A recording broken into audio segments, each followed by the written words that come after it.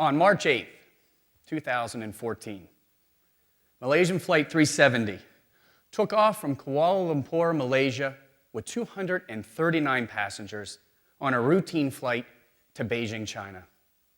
Somewhere en route, it vanished.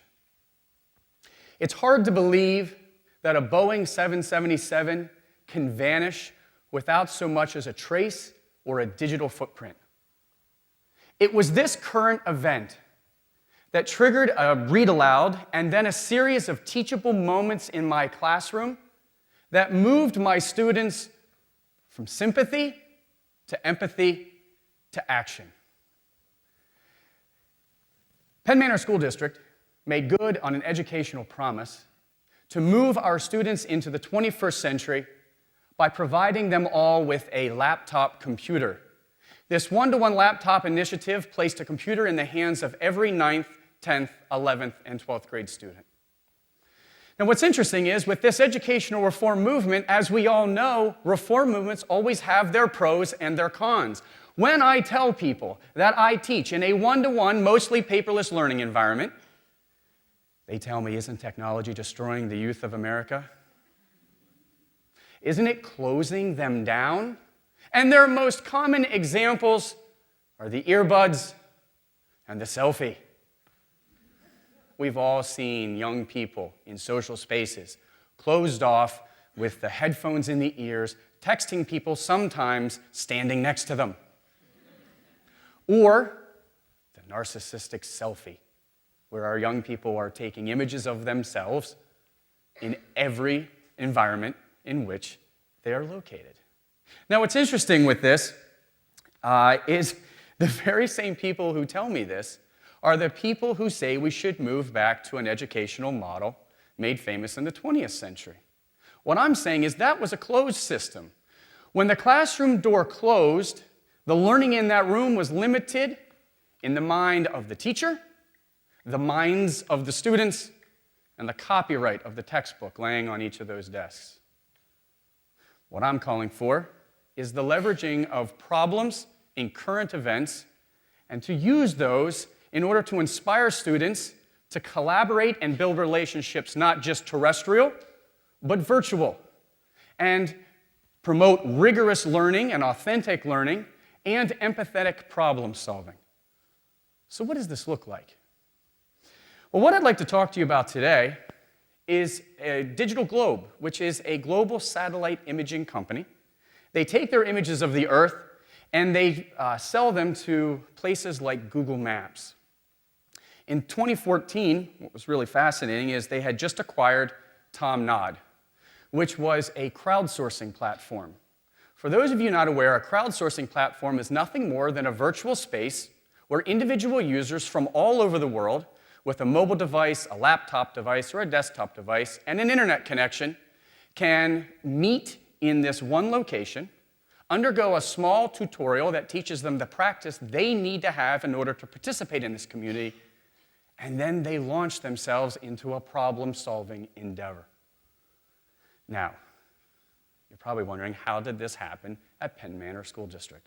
Well, it began with my beautiful and insightful wife, Carrie, calling me on her way to work and letting me know that she had heard there was a company that was launching a virtual search and rescue for this missing Malaysian flight. After hanging up from her, I went to my most trusted news source, Twitter, and I found the hashtag that allowed me to take a look at a virtual community of practice and to see the conversations that were occurring. Now, what's fascinating about this was I took this event, and we had read about it multiple times with my students in our read-alouds at the beginning of my English language arts classroom. And they were interested, but they were only sympathetic to the issue until that day. Because I shared with them these tweets. Many of them are already on Twitter. They have their mobile devices on their desk.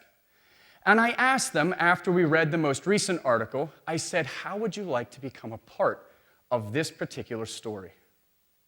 Unanimously, they were in. I took them all to the Tom Nod crowdsourcing platform. This is the small tutorial that we are providing. And what was interesting is all we did was this imaging, what they do is they take these satellite images, and they, regrettably, did not have any of their satellites positioned, that they would be able to actually record the plane on its flight path.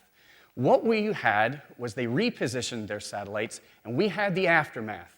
So my students were going to be looking for survivors in life rafts, wreckage, oil or gas slicks on the water, and they would begin tagging them. And the tags would be a simple click in the upper left-hand corner on whatever it was they thought they were seeing, and then they would tag the Google Space page. And what was interesting about this was my students at first thought this was like every other game and simulation that I have in my room, until one student said, "Mr. McGough, are we really doing this?" And I said, "You are. You are part of quite possibly one of the largest virtual search and rescue efforts in the world."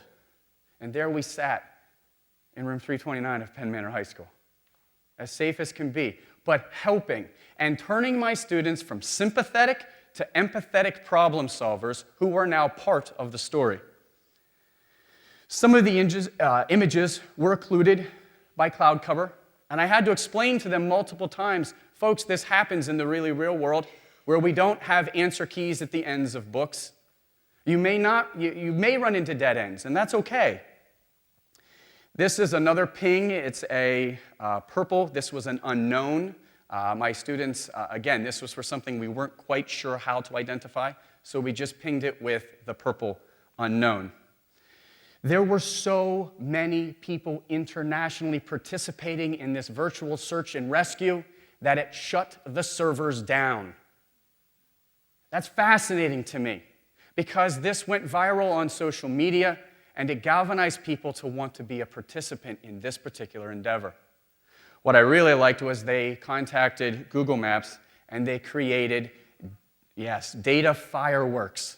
And these were all the things, and this is only one of the data fireworks on the particular analysis that we did. But what is most interesting about this is I wish I could tell you that we had found the plane. We haven't. And in fact, it still hasn't been found. It's still missing. But it's not the end product that matters. It's the process. It's teaching students that their technology devices do not have to limit or close them down. It can truly open the world to them and make them empathetic global humanitarians. The good news?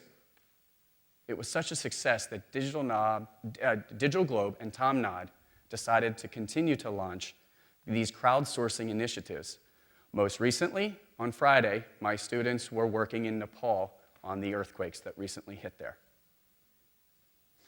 I encourage you, if this is something that means something to you, this is an endeavor that is free, it's open source, and it takes all people. We can all come together and become empathetic global humanitarians. Thank you very much.